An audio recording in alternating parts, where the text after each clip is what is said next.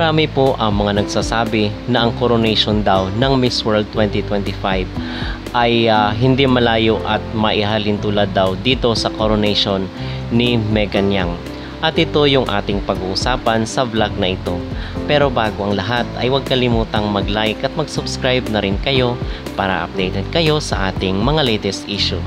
At tayo, ang nasabi natin doon sa ating mga naunang vlog, tayo ay kumbinsido na planado at nakadestino na talaga dito kay Opal ang Miss World 2025 dahil doon sa done deal ng TPN at ng Miss World dahil sinipa nga sila doon sa Miss Universe.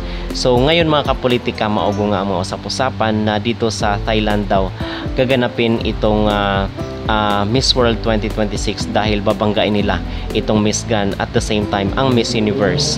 So ngayon ay kinoronahan nga in fact itong si Opal bilang Miss World 2025 sa India. So ngayon ay hindi talaga maiwasan dahil malikot ang imahinasyon ng mga netizen at ng mga Pinoy.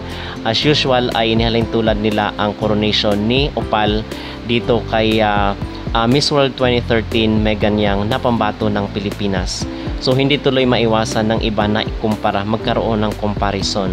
So meron rin namang iba na nagsasabi na suportahan lang daw natin itong si Opal at si Megan Yang dahil ayaw pa ba natin yon na kung saan ay inspired itong si Opal or itong Thailand doon sa ating nanalo sa 2013 na si Megan Yang na talagang masasabi natin na hindi maindian ng Miss World ang beauty ni Megan dahil paborito talaga at apple of the eye ni Julia Morley itong si Megan Yang. At sabi niya pa nga, send us someone na kapareho daw ni Megan Yang para sa Miss World.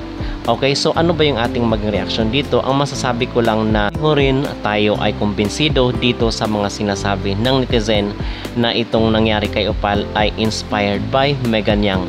Bakit natin nasabi yun mga kapolitika? Dahil sa ayos ng buhok.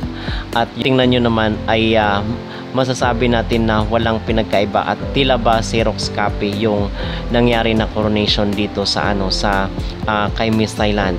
So sa madaling sabi ay merong pagkahalintulad para rin pag-usapan of course yan ng mga netizen. But to think na yun po ang nangyari ay tayo ay nakipag-celebrate naman rin dito sa Thailand dahil wala naman tayong masyadong alitan ng mga taga-Thailand kung kumpara mo dito sa Vietnam, sa Indonesia. So ang Thailand po, marami po sa mga taga-Thailand ay paborito rin po yung ating mga candidate na pinapadala dito sa mga beauty contest. Yung opinion na lang po natin ay maging happy na lang po tayo at maging supportive na lang tayo dito sa pag-crown kay Opal bilang Miss World 2025. Okay, kasi wala naman tayong ganoon talaga na malalim na alitan dito ng mga taga-Thailand. And in fact ay some of our candidates na pinapadala dito sa mga beauty contest ay paborito pa nga nila. Okay, at sinusuportahan rin naman talaga ng mga taga-Thailand.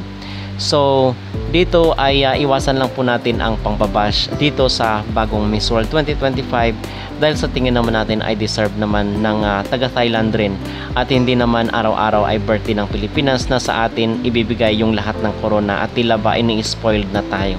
So hindi naman ganun mga kapolitika, kumbaga give chance to others naman. Kung kayo ang tatanungin mga kapolitika, ano po ang inyong masasabi dito sa paghalintulad di umano ng pag-corona dito kay Miss Opal doon sa Miss World 2013 na si Megan Yang?